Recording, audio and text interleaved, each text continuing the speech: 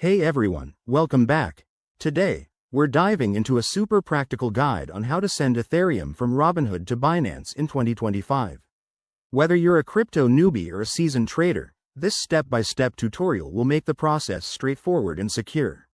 Let's jump right in. First things first, make sure you have an Ethereum balance in your Robinhood wallet and a Binance account ready to receive it. Always double-check that you're using the correct network, Ethereum's mainnet, to avoid any transfer issues. Step 1. Log into your Robinhood app or website.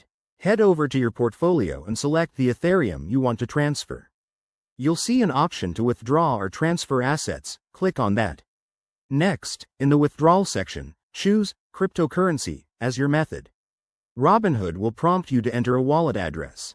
Now, switch to your Binance account.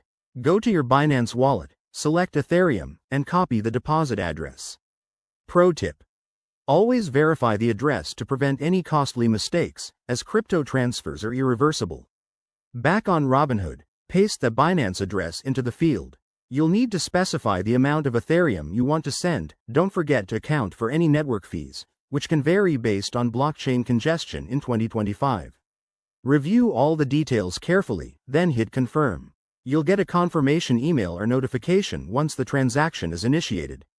After that, keep an eye on your transaction status. It might take a few minutes to a couple of hours, depending on network traffic. Once it arrives in Binance, you can start trading or holding it there. Remember, security is key in crypto, so enable two-factor authentication on both platforms. If you're new to this, practice with a small amount first.